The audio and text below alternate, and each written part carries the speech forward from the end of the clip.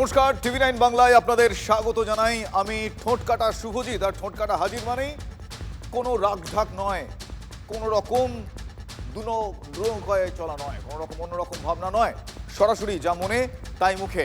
আর শুরুতেই আপনাদের মনে করাবো প্রধানমন্ত্রী নরেন্দ্র মোদী তিনি কি বলেছিলেন।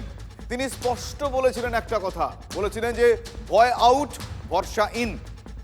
ভোট প্রচারে প্রধানমন্ত্রীর এই কথাটা আসুন একবার স্মরণ করি, তারপর বাকিটা বলছি। ভয় আউট, ভরসা ইন। ভয় আউট, ভরসা ইন। শোনালাম, দু তিনবার শোনালাম। প্রধানমন্ত্রী নরেন্দ্র মোদী তিনি বলেছিলেন ভয় আউট, ভরসা ইন। আপনারা জানেন এ রাজ্যের নতুন সরকারের কিন্তু এটাই স্লোগান। বিভিন্ন দিকে দেখতে পাওয়া যাচ্ছে, মানে তার অ্যাপ্লিকেশন দেখতে পাওয়া যাচ্ছে। ভয় আউট, ভরসা ইন। এনকাউন্টার, বুলডোজার, গুন্ডা দমন আইন, মুখ্যমন্ত্রীর একের পর এক নির্দেশ। না, শুধু নির্দেশ বললে পুরোটা বলা হয় না, বলতে কোনো দ্বিধা নেই। মুখ্যমন্ত্রীর কড়া নির্দেশ এবং দৃঢ় পদক্ষেপ। তার কারণ স্লোগানের বাস্তবায়ন দেখতে পাওয়া যাচ্ছে। ভয় আউট, ভরসা ইন। কিন্তু একটা ভয়ঙ্কর ভয়ের কথা আপনাদের বলবো, নিশ্চয়ই বলবো, কারণ আমি ঠোঁটকাটা, অবশ্যই সেগুলো চোখে আঙুল দিয়ে দেখাবো। আশা করা যায় এই ভয়ও আউট হয়ে যাবে এবং আমরা এই আশাও রাখবো ভরসা এক্ষেত্রেও ইন হবে। তৃণমূল আমলের শেষ রিপোর্টে বাংলার স্কুলগুলোর যে দশা, সেটাকে বেহাল বললে কম বলা হয়। এক বছরে প্রায় 1000 স্কুল গায়েব হয়ে গিয়েছে, ভ্যানিশ হয়ে গিয়েছে। 2024-25 অর্থবর্ষে সরকারি স্কুল ছিল 93,715। 2025-26 সরকারি স্কুলের সংখ্যা সেই সময় কমে হয়ে গিয়েছে 92,800। 19,000 স্কুলে মাত্র একজন শিক্ষক। 19,000 স্কুলে মাত্র একজন শিক্ষক। 2,000 শিক্ষক অবসর নিলেও কোনো শিক্ষক নিয়োগ হয়নি। বেসরকারি স্কুলের প্রতি ঝোঁক খুব স্বাভাবিকভাবেই বেড়ে গিয়েছে। অনন্যপায় হয়ে অভিভাবকরাও বাধ্য হয়েছেন বেসরকারি স্কুলে তাদের সন্তানদের ভর্তি করাতে। ড্রপ আউটও বেড়েছে। সরকারি স্কুলগুলো থেকে প্রচুর পরিমাণে ছাত্রছাত্রী ভ্যানিশ হয়ে যাচ্ছে। কোথায় যাচ্ছে তারা? একটা জিনিস নিশ্চিত, সেটা হচ্ছে যে সরকারি স্কুল, বাংলা মাধ্যম স্কুল বিশেষ করে, সেইখানে ছাত্রদের পড়ানোর প্রবণতা বা পাঠানোর প্রবণতা অভিভাবকদের অনেকটা কমেছে। এবং সেই জায়গায় যে বেসরকারি স্কুল এবং ইংলিশ মিডিয়াম স্কুল, সেইখানে তাদেরকে পাঠানোর প্রবণতা বেড়েছে। এই মুহূর্তে চারিদিকে আমরা দেখবেন যে শহর থেকে শহরতলি সর্বত্র যে ইংলিশ মিডিয়াম স্কুল সেগুলো তৈরি হচ্ছে এবং বাবা মার কোথায় একটা অদ্ভুত ঝোঁক তৈরি হচ্ছে ইংলিশ মিডিয়াম স্কুলে পাঠানোর। সরকার এ বিষয়ে বিশেষ একটা পূর্ববর্তীকালের সরকার এ বিষয়ে বিশেষ একটা আগ্রহ প্রদর্শন করেনি। পশ্চিমবঙ্গের যে শিক্ষা ব্যবস্থার সেই ব্যবস্থার মধ্যে একবারই নড়বড়ে অবস্থা ছিল এবং রাজ্য এবং কেন্দ্রের একটা সংঘাতের ফলই বলুন আর যাই বলুন, এই বিয়েটাকে ঠিকমতো করে দেখা হয়নি। গত এক দশকেরও বেশি সময় ধরে রাজ্যের স্কুলগুলিতে শিক্ষক নিয়োগ প্রক্রিয়া বন্ধ রয়েছে। ফলে রাজ্যে এমন বেশ কিছু সরকারি স্কুল রয়েছে যে স্কুলগুলিতে নির্দিষ্ট বিষয়ের শিক্ষক নেই। যারা সরকার চালিয়েছেন তাদের যে চিন্তা ভাবনা ছিল সেটা একদমই ঠিক ছিল না। এবং সেক্ষেত্রে যেমন শিক্ষাক্ষেত্রে শিক্ষক দেওয়ার ক্ষেত্রে যে দুর্নীতি হয়েছে, সেটা তো কখনোই আমরা কাম্য নয়। চলে যাওয়ার কারণ হলো, 1 নম্বর হলো দারিদ্রতা, 2 নম্বর হচ্ছে স্কুলে ছাত্র অনুযায়ী টিচার ছিল না, 3 নম্বর হচ্ছে স্কুলের পরিকাঠামো অনেক জায়গায় ভেঙে পড়েছিল, শিক্ষা দপ্তর নজর দেয়নি। সরকারি স্কুলে এসে দেখলে একটা ক্লাস পিছু যতজন শিক্ষক দরকার একটা স্কুলে, সেই পরিমাণ শিক্ষক আসছেন না। আর বেশ কিছু স্কুল আছে যেখানে সাবজেক্ট টিচারই নেই, মানে অপরিকল্পিতভাবে ট্রান্সফার হয়েছে যে টিচার কোনো জায়গায় এমনও স্কুল পাওয়া যাবে যে সাবজেক্ট টিচারই নেই। অনেক ক্ষেত্রে যে গ্রামাঞ্চল বিশেষ করে সেখানে শিক্ষকদের যে সংখ্যা সেখানে একটু কমেছে নানা কারণেই হোক। উষশ্রী পোর্টালের মাধ্যমে ম্যানিপুলেশন করে গ্রামের দিকের স্কুলগুলোকে শূন্য করে শহরের মাস্টারমশাইদের পাঠিয়ে দেওয়া, এটা একটা বিপজ্জনক কারণ। কোনো জায়গায় দেখা যাচ্ছে শহরের স্কুলে প্রয়োজনের অতিরিক্ত শিক্ষক রয়েছেন, আবার গ্রামের স্কুলে প্রয়োজনের তুলনায় অনেক কম রয়েছে। স্কুলগুলোর উপর নজর না দেওয়া সরকারের, বিগত সরকারের নজর না দেওয়াটাই হচ্ছে সবথেকে বড় জিনিস। বিশেষ করে প্রাইমারি এডুকেশনটা একদম শেষ হয়ে গেছিলো। মাস্টারমশাই যেতেন, মিড ডে মিল খাওয়াতেন আর ঘর আসতেন। এই হলো আমাদের ক্ষেত্রেও তাই। আমাদেরকে বিগত সরকারের নির্দেশিকাই ছিল যে আপনারা প্রকল্প করুন, প্রকল্পের রূপায়ণ করুন, পড়াশোনা করার প্রয়োজন হবে না। মানে ছাত্রদেরকে বা ছাত্রীদেরকে স্কুলের মধ্যে ধরে রাখার জন্য বিভিন্ন রকম প্রকল্প, তাদেরকে বিভিন্ন সুযোগ সুবিধা দেওয়া, এটা ছিল। এবং যার ফলে যে ক্ষতিটা হয়েছে, লাভ যেমন তাদের হয়েছে নিশ্চয়ই, কিন্তু ক্ষতি যেটা হয়েছে যে স্কুলের ওপরে অত্যধিক চাপ পড়ে গেছে, যে চাপটা অনভিপ্রেত। স্কুলে আমরা তো আসি শিক্ষকরা পড়াশুনো করানোর জন্য, সেই জায়গাটায় ঘাটতি হয়ে গেছে। বিশেষ করে HM বা HOI যারা আছেন তাদের উপরেই দায়বদ্ধতাটা সম্পূর্ণ এসেছিল। তারা কিন্তু একাডেমিক দিকগুলোতে দেখার খুব বেশি সুযোগ পাননি এই সময়টাতে, এই ক্ষতিটা হয়েছে। যারা একদম পিছিয়ে পড়া স্টুডেন্ট, তারা শেষ পর্যন্ত পড়াশুনো করে আদতেও কোনো কাজ করতে পারবেন কিনা ভেবে উঠতে পারছেন না, এমনটা মনে করছেন শিক্ষকরা। সে কারণে তারা অনেক আগে থেকেই কাজে ঢুকে পড়তে চাইছেন। অর্থাৎ অর্থ রোজগারের জন্য কেউ আগে থেকে স্কুল ছুট হয়ে অর্থ রোজগারের জন্য চলে যাচ্ছে। ছেলেদের মধ্যে একটা অনীহা তৈরি হলো যে দীর্ঘদিন ধরে চাকরি বাকরি নেই, কোনো নেই, কোনো জায়গায় কর্মসংস্থানের ব্যবস্থা নেই। হ্যাঁ, তো আর যা কিছু ছিল, যদিও বা সরকার কিছু ব্যবস্থা করেছিল, সেগুলো সবগুলোই কাগজে কলমে, বাস্তবে কিছু হয়নি। একটা নির্দিষ্ট সময় পর্যন্ত পঠন পাঠন করার পরে অনেকেই পড়াশোনা ছেড়ে দিয়ে পরিযায়ী শ্রমিক হিসাবে ভিন রাজ্যে গিয়ে কাজের খোঁজে তাদের চলে যেতে হয়েছে। আমার তো মনে হয় যে ছেলেপেলেরা ভাবছে বা পরিবার ভাবছে যে খুব সচেতন পরিবার ছাড়া লেখাপড়া হচ্ছে না, আর একটু দুর্বল পরিবার হয়ে গেলে সেখানে ছেলেরা মানে শিক্ষা ব্যবস্থা থেকে কিছু আউটপুট পাবে বলে মনে হচ্ছে না, এই একটা ব্যাপার। আর দেখছে বেশি দূর লম্বা না করে আমরা যদি যাচ্ছি একটা ছোটোখাটো কর্মে বাঙ্গালোর হেরিফেরি কোনো একটা রাজ্যে চলে যাচ্ছে, এটাও একটা কারণ হতে পারে, রোজগারের ধান্দা দেখছে। ইমপ্লয়মেন্টেশনের ক্ষেত্রে যে সীমাবদ্ধতা তৈরি হয়েছে তার জন্য হতে পারে, প্রথমেই কর্মসংস্থানের দিকে ঢুকিয়ে দিচ্ছে। কোভিডের পরে বেশিরভাগ ছাত্রছাত্রী আমাদের নিয়মিত পঠনের জায়গা থেকে পিছিয়ে যাচ্ছে। তাতে আর্থসামাজিক যে কাঠামো, সেই কাঠামোটা অনেকটা নিচের দিকে নেমেছে। অর্থাৎ তারা কাজের সুবাদে তারা আমাদের থেকে মাধ্যমিক যেই কোনো মতে পাশ করে যাচ্ছে, বিশেষ করে উচ্চ মাধ্যমিকের ক্ষেত্রে আমরা মাধ্যমিকে যতজন পরীক্ষার্থী থাকছে, উচ্চ মাধ্যমিকে গিয়ে সেটার সংখ্যাটা প্রায় 80% এসে যাচ্ছে, অর্থাৎ 20% সেখান থেকে হারিয়ে যাচ্ছে। ম্যাক্সিমাম ছেলেদের না আসা পরে শিক্ষক নিয়োগের অপ্রতুলতা, শিক্ষক নিয়োগ হয়নি, ছেলেদের মধ্যে অনীহা। তারপরে সবথেকে বড় জিনিস হচ্ছে যে করোনাকালে দেখা গেছে যে ছেলেমেয়েদের যে স্কুল না আসার প্রবণতাটা যখন থেকে তৈরি হলো, আবার যখন নতুন করে স্কুল খুললো, তখন ছেলেদের আর আনা গেল না। যারা সরকারে ছিলেন এবং শিক্ষা দপ্তর, তাদের গাফিলতির জন্য এই ঘটনাটা ঘটেছে। তবে আশা করছি 2026-এ নতুন সরকারের আমলে যে পদক্ষেপগুলো নিচ্ছে, তাতে স্কুলে যে ছাত্র সংখ্যাগুলো ড্রপ আউট হয়েছিল, তারা আবার ধীরে ধীরে ফিরে আসবে এবং আমরা শিক্ষক হিসাবে আশাবাদী। বর্তমান সরকার এ বিষয়ে কিছুটা পদক্ষেপ নিয়েছে। দেখা যাক এখন কি ধরনের ছাত্র সংখ্যা হয়, তারপরে নির্ভর করবে। তৃণমূল আমলে বাংলার স্কুল শিক্ষা ব্যবস্থার বেহাল দশা।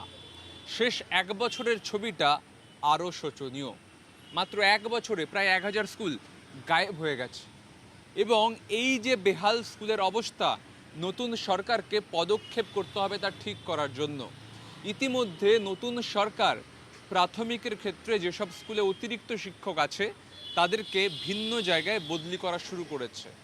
কিন্তু শিক্ষক শূন্য স্কুল, তার সঙ্গে সঙ্গে মাত্র 1জন শিক্ষক থাকা স্কুলগুলোকে একটা নিয়মের তলায় এনে ঠিক করা নিঃসন্দেহে নতুন সরকারের কাছে চ্যালেঞ্জের।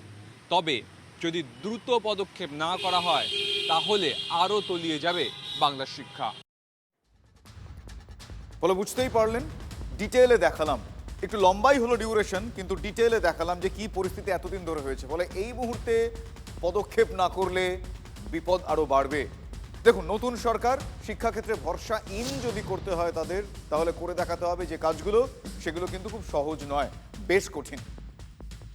সরকারি স্কুল থেকে এই জন্য বেরিয়ে যাচ্ছে সরকারি স্কুল, সরকারি ইঞ্জিনিয়ারিং কলেজ, কারণ এখানে না আছে শিক্ষক, না আছে পরিকাঠামো, না আছে শিক্ষার গুণমান, না আছে শিক্ষক, কোথায় যাবে তা? আমাদের সরকার, আমাদের সম্মানীয় মুখ্যমন্ত্রী শুভেন্দু অধিকারী সরকার প্রতিটা বিষয়ে মুখ্যমন্ত্রী রিপোর্ট নেন এবং এইটা নিয়েও বাচ্চারা যাতে স্কুলে পৌঁছয়, স্কুলের সেই পরিবেশ, স্কুলের বাথরুম, বসার জায়গা, টেবিল, কারিকুলাম এবং সবথেকে বেশি মাস্টারমশাই, দিদিমণি, সেই বিষয়টা আমাদের দেখে নিতে হবে। আমাদের এডুকেশন দপ্তর, সম্মানীয় মন্ত্রী রয়েছেন, পুরো টিম আমরা এই বিষয়টা দেখে নিয়েছি। পশ্চিমবাংলায় যেমন ড্রপ আউট বেশি, ঠিক সেরকম বাল্য বিধবা চ্যাম্পিয়ন ভারতবর্ষের মধ্যে।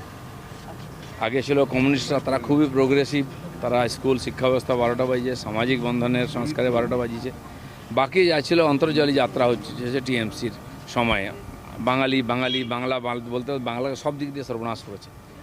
আজ ওই একবিংশ শতাব্দীর গল্প যারা বলে, তারা এখানে বাল্যবিবাহ বন্ধ করতে পারেনি, বরঞ্চ ভারতবর্ষ অন্য স্টেট, গরিব স্টেটে গিয়ে আমরা পিছিয়ে আছি। আর স্কুল থেকে যে ড্রপ আউট হচ্ছে বাচ্চারা, স্কুলে পড়াশোনাই হয় না, দেখাই হয় না, স্কুল নেই, টিচার নেই। এই অবস্থা একটা মানে খুবই ভয়ঙ্কর পরিস্থিতির মধ্যে দিয়ে আমাদের সমাজ যাচ্ছে। তো মানুষ আমাদের দায়িত্ব দিয়েছেন, আমরা সেটা ঠিকঠাক পালন করার চেষ্টা করি। সরকারি স্কুলে যে ছেলেমেয়েরা পড়ে বড় হয়েছেন বাংলা মাধ্যম, তারাই তাদের ছেলেমেয়েদের আবার বেসরকারি ইংলিশ মিডিয়াম স্কুলে কেন নিয়ে যাচ্ছেন? এটা আজকের সমস্যা নয়, এটা দশক ঘুরে যাচ্ছে এই সমস্যায়। ফলে এটা শুধু তৃণমূল কংগ্রেসকে দোষ দিয়ে কোনো লাভ নেই, এটা একটা সার্বিক নীতির সমস্যা, যেটা সিপিএম জমানায় ইংরেজি তুলে দেওয়া, কম্পিউটার ঢুকতে দেব না, তখন আমরা যে সরকারি ব্যবস্থার কোমর ভেঙে দিয়েছিলাম, তখন থেকে শুরু হচ্ছে। সত্যি ভয় ধরায় আমাদের রাজ্যের যে ছবিটা, সেই ছবিটা সত্যি ভয় ধরায়। কিন্তু ভেবে দেখুন তো, এই ছবিটাকে শুধুই আমাদের এ রাজ্যের না, এই ছবিটা গোটা দেশের। নীতি আয়োগের রিপোর্ট, সেই রিপোর্টে কি বলছে জানেন? সেই রিপোর্টে বলছে গত 10 বছরে গোটা দেশে প্রতিদিন 25টি করে সরকারি স্কুল বন্ধ হচ্ছে, প্রত্যেক দিন 25টি করে। ফলে যদি পরপর হিসেব করা হয়, 10 বছরে বন্ধ হয়েছে 94,000 সরকারি স্কুল, 94,000 সরকারি স্কুলগুলোয় ছাত্রছাত্রীর সংখ্যা কত কমেছে জানেন? 2,26,00,000। আর এই 10 বছরে বেসরকারি স্কুল বেড়েছে 51 লক্ষ। এটা হচ্ছে সিচুয়েশন, এটা হচ্ছে পরিস্থিতি এবং পরিসংখ্যান। আউট, ভরসা ইন, ভয় আউট, ভরসা ইন। দেখুন, একটা বিষয় খুব সিম্পল, শিক্ষাক্ষেত্রে ভয় আউট করে ভরসা ইন করতে হলে শুধু এই মুখের কথায় চিড়ে ভিজবে না, এ কথা আপনারাও এক মুখে স্বীকার করবেন, আমার দৃঢ় বিশ্বাস। সরকারকে সেক্ষেত্রে পদক্ষেপ করতে হবে, এবং যে পদক্ষেপ এতদিন ধরে হয়নি, সেই পদক্ষেপ, আশু পদক্ষেপ, দৃঢ় পদক্ষেপ অ্যাজ আর্লি অ্যাজ পসিবল করতে হবে। যেমন সরকার করে দেখাচ্ছে, অন্ততপক্ষে শুরুটা তারা করেছেন, এখনো পর্যন্ত সেই বিশ্বাস, ক্রেডিবিলিটি তারা অর্জন করেছেন। গতকাল মুর্শিদাবাদের রেজিনগরে গিয়েছিলেন মুখ্যমন্ত্রী শুভেন্দু অধিকারী। সেখানে আপনারা জানেন সামনে উপনির্বাচন রয়েছে, মুখ্যমন্ত্রীর কথায় কথায় কিন্তু তুলে ধরলেন ফলতায় পুনর্নির্বাচনের কথা। শুনুন একবার। তাতে উপনির্বাচন হয়েছিল, রিনির্বাচন, পুনর্নির্বাচন। আমি ফলতায় গেছিলাম, বলেছিলাম বিজেপি প্রার্থীকে জেতান, স্পেশাল প্যাকেজ পাবেন। রেজিনগরেও আগামী 2-2.5 মাসের মধ্যে উপনির্বাচন। রেজিনগরটা দেবেন তো? দেবেন? দেবেন? ফলতা কথা দিয়েছিল, কথা রেখেছে। ফলতা কথা দিয়েছিল, ফলতা কথা রেখেছে। তারপর ভয় আউট, ভরসা ইন। জাহাঙ্গীর খান জেলে, তার সাঙ্গপাঙ্গরা কিন্তু ভ্যানিশ। অভিষেক বন্দ্যোপাধ্যায় ভরসার এই জাহাঙ্গীরের নাকি বাঘে গরুতে এক ঘাটে জল খেত, তার এতটাই দাপট ছিল এই জাহাঙ্গীরের মুখের কথায়, তার ভয়ে বাঘে গরুতে এক ঘাটে জল খেত। তার কথা না আসলে গাছের পাতাও নড়ত না। গাছের পাতা নড়ার জন্য জাহাঙ্গীরের পারমিশন লাগতো, পাস্ট টেন্স। সেই জাহাঙ্গীরের ফলতার বেলসিংহ 2 পঞ্চায়েতের বনহোগলা গ্রামে কি দেখা গেল? আজব একটা ছবি দেখা গেল। আজব বলতে আমার কোনো দ্বিধা নেই, আপনাদের দেখাবো সেই ছবি। টেবিলের ওপর টাকার বান্ডিল রাখা। টাকার বান্ডিল শুনলেই বা ভাবলেই আপনাদের মনে যা আসে আমরা জানি, কিন্তু এক্ষেত্রে তাই নয়। একজন করে আসছেন, খাতায় সই করছেন, তার হাতে টাকা তুলে দিচ্ছেন একজন মহিলা। ভাবছেন ব্যাপারটা কি? তৃণমূল জমানায় আবাসের টাকা, আমফান ত্রাণের টাকা সহ নানা ক্ষেত্রে লাখ লাখ টাকা কাটমানি তুলেছিলেন অঞ্চল সভাপতি গুরুপদ মণ্ডল। তিনি এখন পালিয়ে বেড়াচ্ছেন। তার স্ত্রী সুচিত্রা মণ্ডল কাটমানির টাকা ফিরিয়ে দিচ্ছেন। এই কাটমানির টাকা, তোলার টাকা ফিরিয়ে দেওয়ার সেই টাকা সংগ্রহের লাইন দেখুন। পঞ্চায়েত প্রধান ছিলেন তিনি, ভয়ে আউট হয়েছে, ভরসাহীন হয়েছে জাহাঙ্গীরের ফলতায় তারই ভরসার লোকের স্ত্রী কাটমানি টাকা ফিরিয়ে দিতে বাধ্য হলেন। ভাবতে পারছেন? ওই যে ভরসাহীন হয়েছে, ভয় আউট হয়েছে। একটা গ্রামে নয় কিন্তু এই দৃশ্য, শুধুমাত্র একটা গ্রামে সেটা নয়, এই দৃশ্য একাধিক গ্রামে দেখতে পাওয়া যাচ্ছে। যারা টাকা দিয়েছিল ওরা বলেছিল সেই দিন একটা নামের লিস্ট তৈরি হয়েছিল, সেখান থেকে সেই দিনে টাকার লিস্ট তৈরি করে ওদের একটা সময় দেওয়া হয়েছিল। আমিও নিজে দায়িত্ব নিয়েছিলাম যাতে টাকাটা ফিরে পায় সবাই, সেই দায়িত্ব নিয়ে টাকাটা ফিরিয়ে দেওয়া হয়েছে। আজকে কি আপনার সঙ্গে এলেন? হ্যাঁ। কত টাকা ফিরিয়ে দিলেন? ইনি 4 লাখ টাকা দিয়েছে, আর বাদ বাকি অন্যান্য 2-4 জন যে বেনিফিশিয়ারি নিয়েছিল মোট 8,42,000 টাকা ফিরিয়ে দেওয়া হচ্ছে। আমি কাজের ক্ষেত্রে নিয়েছিল সেটা আমি ফেরত দিয়েছি। কত টাকা ফিরিয়ে দিলেন? 4 লাখ টাকা। 1,20,000 টাকা দিয়েছিল, 1,20,000 মধ্যে 1 লাখ পেয়েছি। 20,000 টাকা গুরুপদ মণ্ডলের বাড়িতে পৌঁছে দিতে হয়েছিল কাটমানি টাকা। আচ্ছা আচ্ছা, তার জন্য আমাদের বাড়িতেও অশান্তি করেছিল যে টাকা তোমাকে দিতেই হবে, না দিলে কিন্তু তোমাদের বাড়ির অবস্থা খুবই খারাপ। তার জন্য আমার স্বামী বাড়ি থেকে গুরুপদ বাড়ি থেকে দিয়ে এলো 20,000 টাকা। এবার 1 লাখ টাকা আমাদের পেয়েছি। আর যেন এই সরকার, বিজেপি সরকার যেন আমাদের পাশে বনংলা গ্রামে এই বুধে যেন থাকে, যতদিন বাঁচবো যেন এই বুধে যেন আমাদের বনংলা গ্রামে যেন বাসিন্দা হয়ে আমরা যেন থাকতে পারি শান্তিতে। কেন আগে কি অশান্তিতে ছিলেন? প্রচুর অশান্তিতে। কিরকম? ও আমার স্বামী আমার নিজের ছেলের কারখানা পর্যন্ত বন্ধ করে দিতে যাচ্ছিল, তালা মেরে দিচ্ছিল, বলে যতদিন তৃণমূল প্রার্থী থাকবে ততদিন তোমার কারখানা খুলতে দেবো না। কোনোদিন ভাত খাইনি, ওই গুরুপদ বাড়ি থেকে বলে এসেছিল। আরো প্রচুর লোকজন রয়েছে যারা হচ্ছে জাহাঙ্গীরের টাকা তুলতো এবং টাকা তুলে আজকে এরা কোটি কোটি টাকার মালিক। এরা নিজেরা বিভিন্ন জায়গায় হোটেল করেছে, রিসর্ট করেছে, আর গরিব মানুষদের যে আবাস যোজনার টাকা কার কাছ থেকে 40,000, কার থেকে 50,000, আমফানের 20,000 টাকা, সব যে যেরকম পেরেছে টাকা লুট করেছে। শুধু এই বনহুগলা গ্রাম নয়, এর আগেও অনেকগুলো গ্রামের তৃণমূল যারা অঞ্চল সভাপতি ছিল বা গ্রাম সদস্য ছিল তারা রিটার্ন করেছে।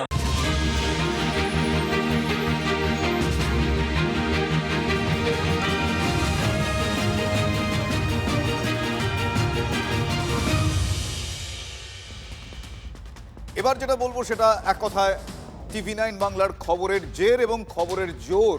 জাল পেট্রোল তৈরির খবর সম্প্রচারের পরই একের পর এক গ্রেফতার। হরিশ্চন্দ্রপুর থানার আইসির নেতৃত্বে মালদার তুলসীহাট এলাকায় জাল পেট্রোল কারখানায় অভিযান। সঞ্জয় গুপ্তা নামে একজনকে গ্রেফতার করেছে পুলিশ। উদ্ধার হয়েছে 22 ড্রাম কেরোসিন, সাদা তেল সহ জাল পেট্রোল তৈরির বিভিন্ন উপাদান। এর আগে খোপাকাঠি এলাকায় অভিযান চালিয়ে একজনকে গ্রেফতার করেছিল পুলিশ। তাকে জেরা করে সঞ্জয় গুপ্তার নাম জানতে পারে পুলিশ, তারপরই এই অভিযান চালানো হয়, তারপর গ্রেফতার।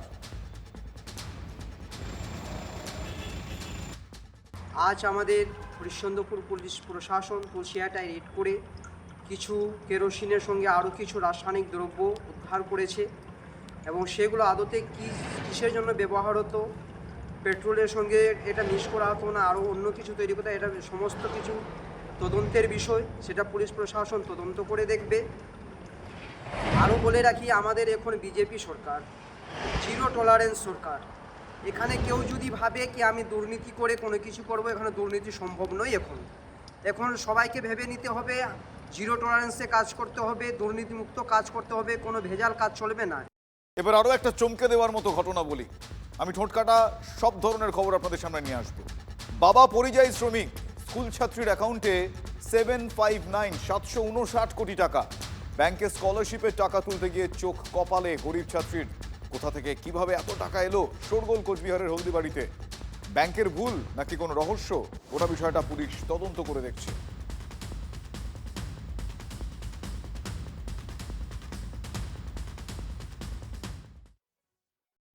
সেন্ট্রাল ব্যাংকে টাকা উঠাতে গেছি তো। কোন জায়গায় গেছিল? দোকানে? হ্যাঁ, অনলাইনের দোকানে তো গেছি। ঘন্টায় বলছে কত টাকা বলছে? 7 কোটি। মানে অনেক বেশি অনেক টাকা টাকা আছে। বেশি টাকা বলছেন নাকি? হ্যাঁ তুমি কি টাকা কত টাকা উঠাতে গিয়েছিল এমনি? আমি 800 টাকা উঠাতে গেছি 800 টাকা? তোমার এটা কিসের অ্যাকাউন্ট এটা? সেন্ট্রাল ব্যাংক মানে কিসের টাকা ঢোকে ওখানে? স্কুলের টাকা। স্কুলের টাকা? নতুন অ্যাকাউন্ট? হ্যাঁ এর আগে পাইছিল স্কলারশিপ না এবারই? পাইছি তো। আজকে টাকা তুলছো কয় টাকা? 900 টাকা। 900 টাকাই তুলছো? কত করে ঢোকে তোমার ওখানে? আমার 800 টাকা করে ঢুকে। এমনি 900 প্রথমে 914 টাকা ছিল চেক করার পরে, তারপর এখানে মেইন ব্যালেন্স দেখাচ্ছে কয় হাজার কোটি টাকা, 7,000 থেকে 700 কোটি টাকা এরকম দেখাচ্ছে। টাকাটা কি এখনো আছে অ্যাকাউন্টে? হ্যাঁ এখনো আছে টাকাটা অ্যাকাউন্টে। কত টাকা তুলছো ওখান থেকে? এখান থেকে 900 এসে তোলা হয়েছে। 900 টাকা? হ্যাঁ। অনলাইনের দোকানে টাকা তুলতে যেয়ে দেখে যে 700 কোটি কত টাকা ঢুকছে। তো ওই টাকাটা ঢুকছে, ঢুকার পরে তো আমাদের বাড়িতে ফোন আসলো, ফোন করলো। তো এখন আমরা তো গরিব মানুষ, আমরা দিন আনি দিন খাই, তো এই টাকাটা যেইভাবে আসছে, যেখান থেকে আসছে ওই টাকাটা যেন ওইভাবেই চলে যায়। এটা নিয়ে কি আতঙ্কে আছে?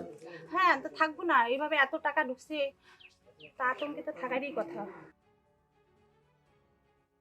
11:30 দিকে হবে, খাওয়া করার জন্য এসেছিল টাকা তুলতে এবিএস থেকে। হ্যাঁ, বললো যে ওটা ব্যালেন্স চেক করবো, উজ্জ্বল হবে।